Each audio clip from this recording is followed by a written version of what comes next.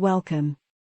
This video will introduce you to the training documents that are compulsory for all registered trainees under the HKIE training schemes, including the Scheme A graduate training, and the formal training scheme to associate membership. So what are the HKIE training documents of the HKIE training schemes? Answer: the HKIE training logbooks, which consist of three components. There are the record of training outcomes, the record of continuing professional development, and the training logbook. These logbooks form an ongoing record of the training that you are undergoing in your company from the first to the last day of your formal training.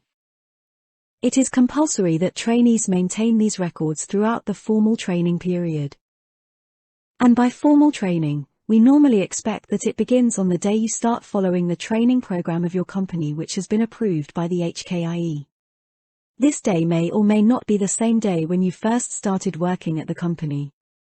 Under the HKIE formal training, your company should also have assigned you an engineering supervisor, or ES, and a training tutor, TT, who are responsible to provide support, guidance, and supervision to you throughout the entire training period. So it is important that you know who your ES and TT are.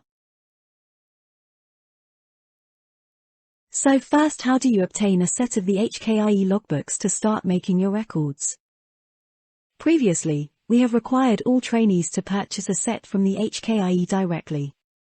The three components were separated into three booklets before: the logbook for reports, the logbook for CPD, and the record of training outcomes. You may still come to the HKIE and buy the ones you need, but some of them may not have stock anymore. We now encourage trainees to download directly from our website. In the digital format, we have combined the training logbook and record of CPD into one section, and the record of training outcomes into another section. These are the covers of the two sections for Scheme A training. For formal training scheme to associate membership, or AM training, the training logbook and record of CPD is the same as that for Scheme A, only the record of training outcomes is different. There are individual sets of training outcomes for each of the 21 Scheme A disciplines, and the 6 disciplines for AM training. So where to find these logbook files on the website? First, you go the HKIE website at www.hkie.org.hk. Under HKIE qualifications, there's training schemes, and you can see a link that leads you directly to page for HKIE training logbooks. Under this training logbooks page, you can see a link to download the training logbooks for each of the 21 Scheme A disciplines, and the 6 AM training disciplines. Please remember that you only need to download one file for use. All the three components of the training logbooks have already been combined into one Word file for downloading. We will use the file for Scheme A in Building Services discipline as an example. When you download and open the file, you will see a Word document that is 88 pages in length. The first page includes a general description of the file, and some suggestions on formatting. Section 2 is the record of training outcomes, which is discipline-specific. For building services, the training outcomes is from page 2 to page 16. Then from page 17 to 88 is the combined training logbook and record of CPD, where record of CPD is from page 21 to 29. And training logbook starts on page 30. This table summarizes the logbook or sections where your engineering supervisor or training tutor should endorse your training materials. Most of your training documents should be endorsed by your engineering supervisor, who is a corporate member of the HKIE in the same discipline that you are registered in for Scheme A, or associate member for AM training, and has been approved by the HKIE training committee to be an engineering supervisor. Your training tutor only needs to endorse your monthly reports.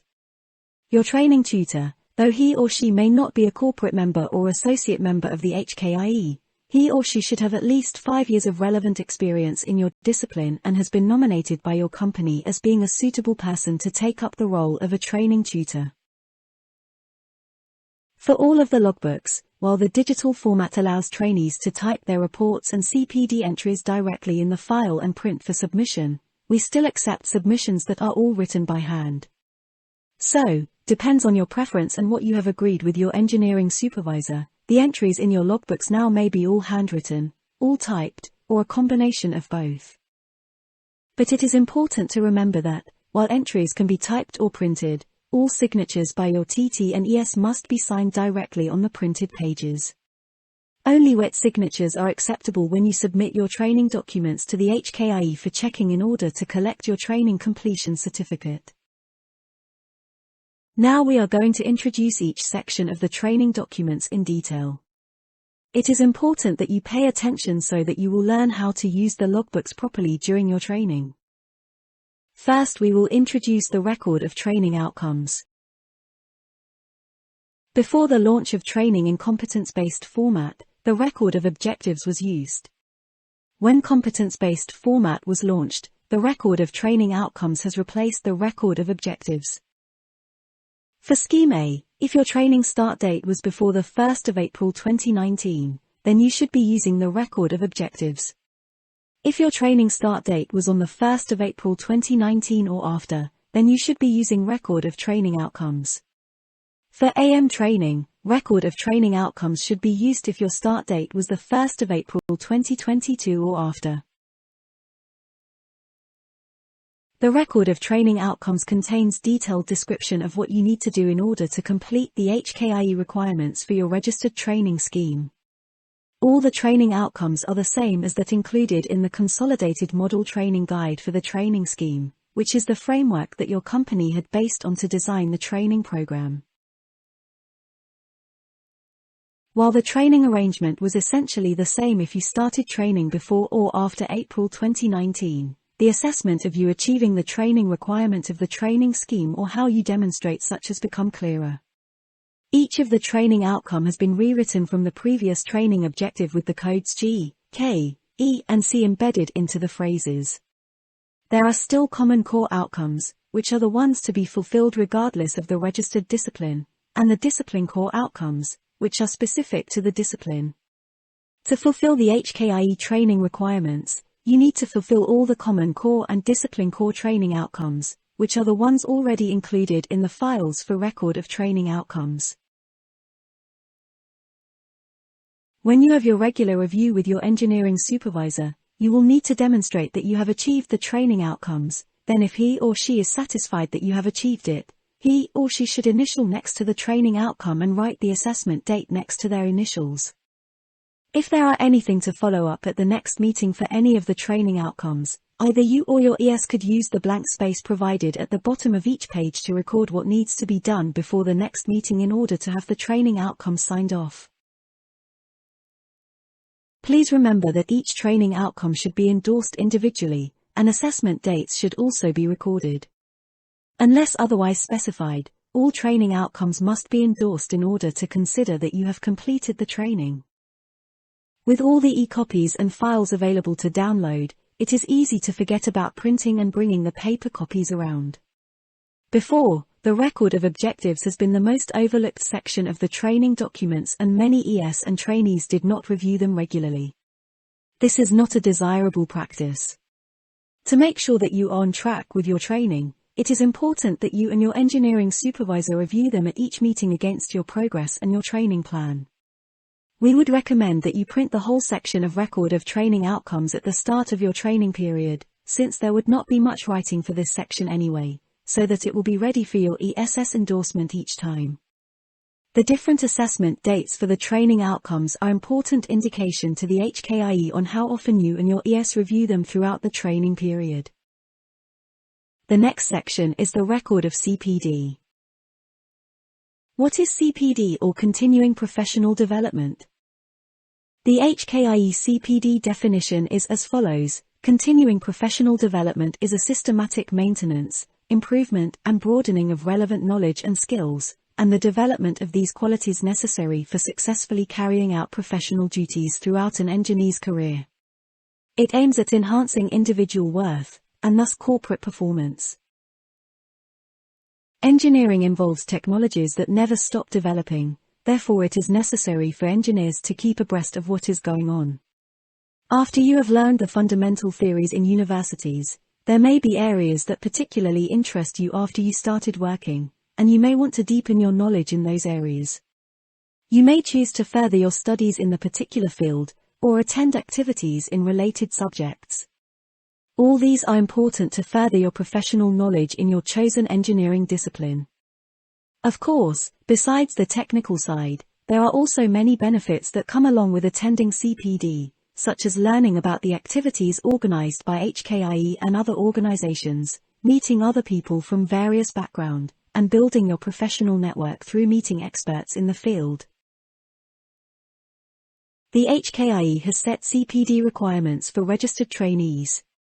While it is important to attend CPD activities that are related to your discipline, it is also important for an engineer to gain knowledge in other important areas. So the HKIE has set minimum requirements for trainees to attend CPDs in health and safety, including occupational safety and health, other technical matters which are related to other disciplines, and general professional matters such as communication, contracts, ethics, etc. It is also important to remember that, since fulfilling CPD is part of the requirement of the training scheme, all your CPD activities for fulfilling the CPD requirement of the training scheme must be taken within the training period, that is between the start and end date of your training. There are many sources where you can obtain CPD, and your ES must be satisfied that you have not only attended the activity but you have indeed learned something from it. When you record your CPD activities, please remember the following. First, CPD activities should be recorded in chronological order. Second, please state the name and organizer of the activities clearly. Then, check the CPD category of the activity. If you are unsure what category it belongs to, you should consult your ES about it. Normally, CPD activities are usually several hours in length. If you attend an activity that lasts for one whole day, further justifications may be required if you claim more than 10 hours for one day. Specify the start and end time of the activity to support the number of hours that you are claiming, and it would be preferable that you round to the nearest quarter or half of an hour in your CPD record for ease of checking. And remember, meal time and traveling time should not be counted. Though not mandatory, it is a good habit to keep evidence of the CPD activities that you have attended. Sometimes we note trainees make careless mistake in their records, such as mixing up AM or PM, or the end time being earlier than the start time. The evidences would be useful in counter-checking your records. All entries should be endorsed by your ES, and your ES is responsible to check that all your entries are correct and that you have demonstrated your learning from these activities, either through interview or a report.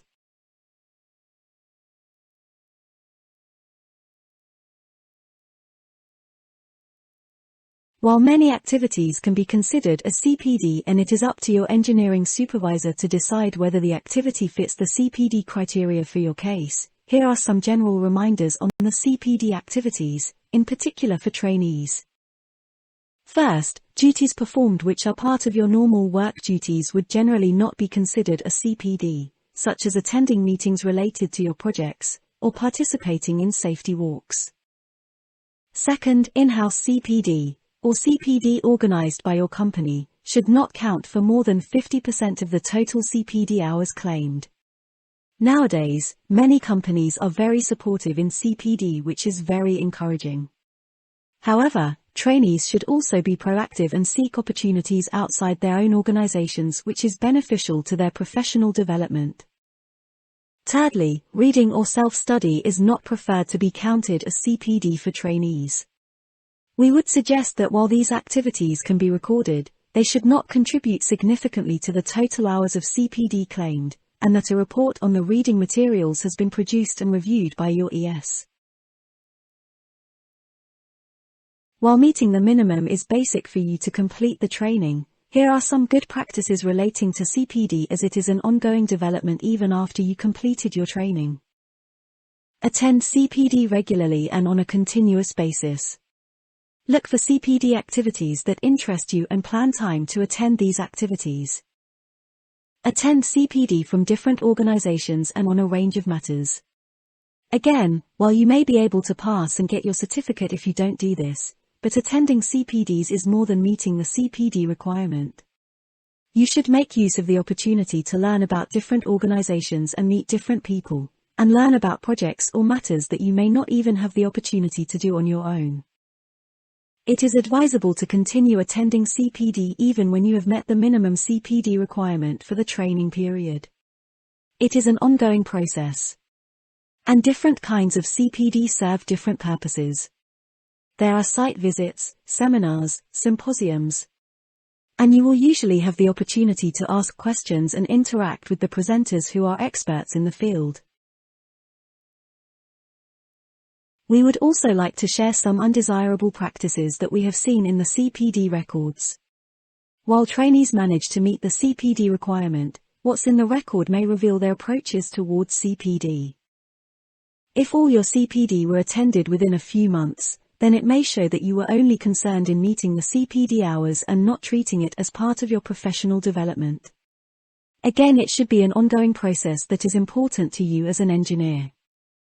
If the majority of CPD are from a single source, such as your Master of Science program, then it may seem that you did not have time to participate in other types of learning besides your MSc. While the quality of MSc modules is undoubtedly high, it would be beneficial to your development as a professional engineer to join activities by different institutions. We have also seen in CPD records where there are repeating activities. We are not sure if it is the same event that is broken into several sessions, or same activity. If your company arranges, for example, experience sharing as part of the in-house training, rather than just stating it as experience sharing or in-house training, it is advisable to add more details on the topics covered. If asked, you can at least recall what the specific seminar was about if you have brief description of that particular in-house sharing. When you record your CPD, here are some additional tips. For an activity that spans over a number of days or has multiple sessions, it should only be counted as one activity with one entry. Please write out all the dates of the module or course, and put the total hours. Please remember again that all your CPD activities must be fulfilled within your training period, that is, between the training start date and training completion date. If your last CPD activity for meeting the minimum CPD requirement falls outside your training period, you will need to extend your training period to the date when you complete that particular CPD activity. If an extension is needed, please pay attention that you may need to fulfill additional logbook and CPD requirements also. Now we will move to the last section of the training documents, which is the training logbooks for training reports. Training logbooks is the part that involves the most writing. So again, entries in the logbook are accepted whether they are all handwritten, all typed, or a combination of both. However, all submitted documents must be in HKIE logbook styles using the physical logbooks purchased from the HKIE, or the printed copies from the downloaded files from the HKIE website.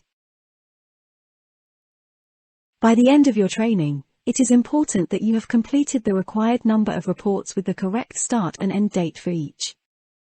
In summary, for Scheme A, if you are undergoing a training scheme with a 3-year training period, then by the time you complete your training, your submission should include 36 monthly reports and 12 quarterly reports. Likewise, if you are completing a 2-year training scheme, then you should be submitting 24 monthly reports and 8 quarterly reports in total. For AM training, since all training schemes are 2 years, there should be 24 monthly reports and 8 quarterly reports.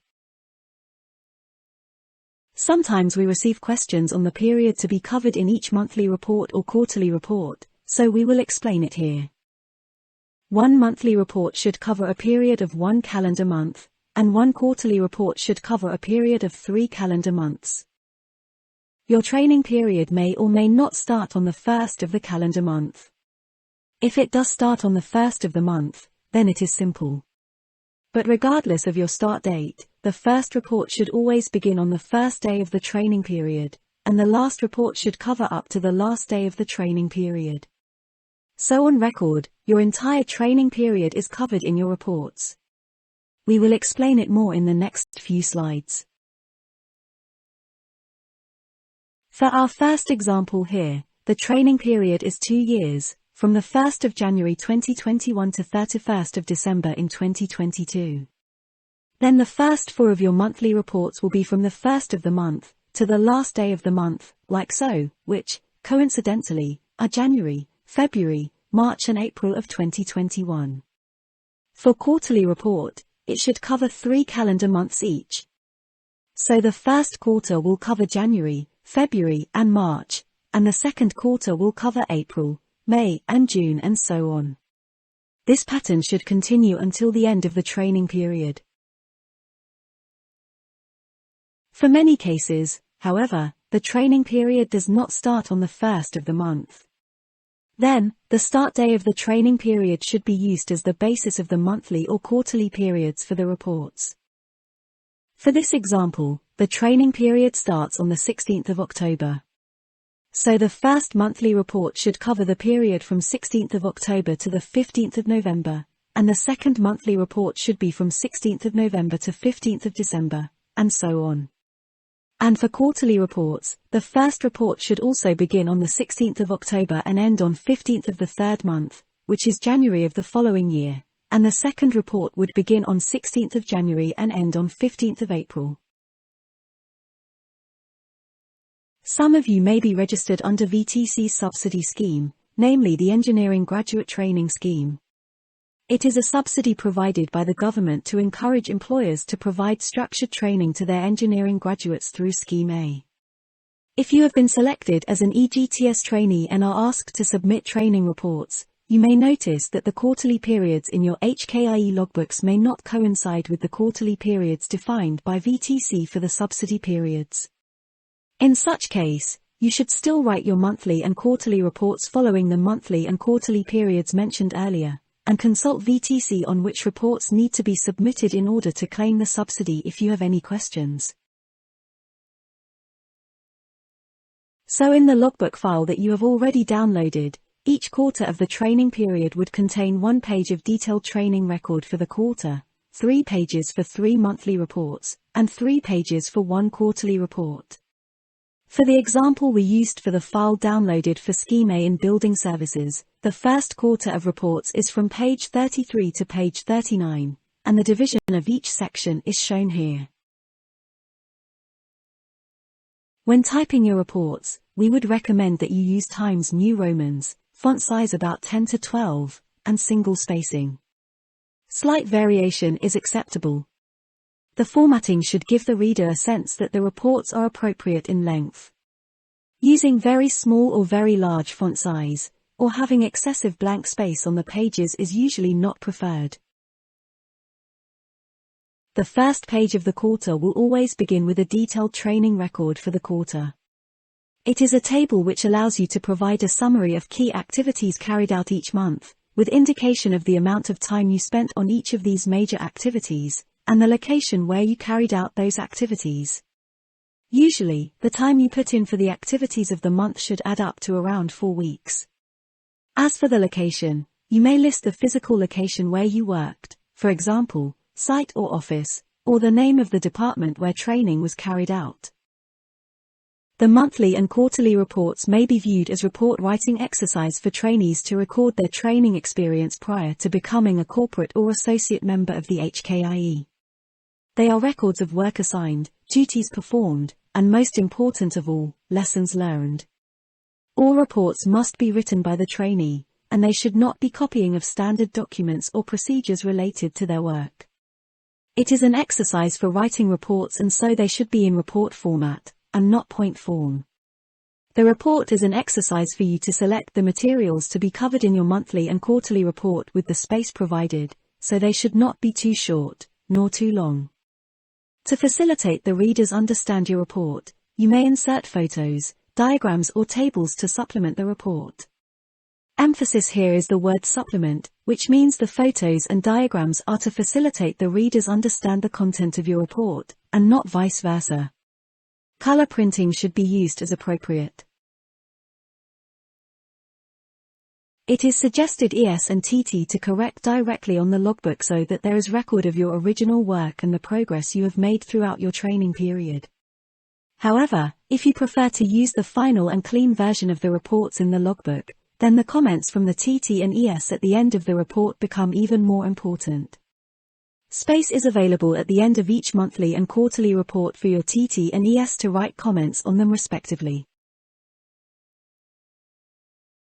They may make comments on the quality of your report, such as your use of English, how you covered the subject matter, etc. They may also suggest some follow-up actions to you after reading your report, such as suggestion of CPD courses, or arrangements to your training program. These comments are important record of the review carried out between you and your supervisors. Then, TT and ES must sign and date on the monthly and quarterly reports. ES also needs to sign at the bottom of the detailed training record. We have seen cases where the TT and ES did not write any comments or sign several reports at once. We are not sure about the real reason behind it, but these are not desirable records to have in your training documents. Maybe the trainee did not give them enough time to review, or the copies were not yet ready for signing during the interviews. To minimize the chance of not having your training documents ready for endorsement during your reviews, please make sure that the completed sections of your training documents are ready for your TT or ES's signature when you meet them, either handwritten or printed. Do not leave till the end of the training period and pass to your TT or ES to sign them all at once. Once the reports are signed, keep them securely in a folder so that they would be ready for submission at the end of your training period. And so, before you know it, 2 or 3 years have passed and you have completed your training and all the training requirements. What should you pay attention when submitting them to collect your certificate? There is a separate video on the steps involved in the issuing and collection of certificate. Please take some time to watch that video as well. Here we will focus on some reminders and tips before you deliver them to the HKIE for checking.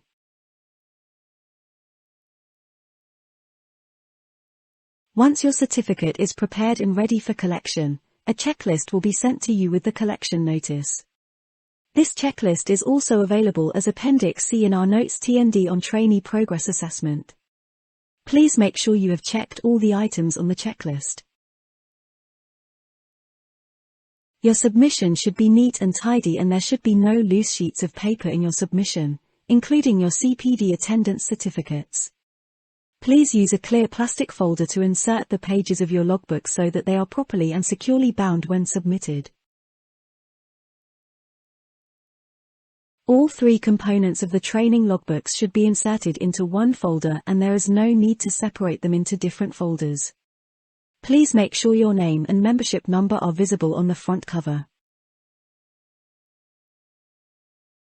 If you will be submitting the physical logbooks, and you have printed the pages of the report, please print and glue the pages to the physical logbook properly. Make sure that you glue them neatly and that you trim the pages so that the papers will not stick out along the edges of the logbooks. Do not use staples, and please only glue one page on each page of the logbook. For all pages where there are glued sheets, please have your training tutor or engineering supervisor to sign on or across the edge of the pasted page to verify that your ES or TT had indeed viewed your pasted pages. Please remember that digital or electronic signatures that are printed on the reports will not be accepted. For more information, please refer to our separate video on training completion certificates, or read our Notes TND Trainee Progress Assessment. Thank you.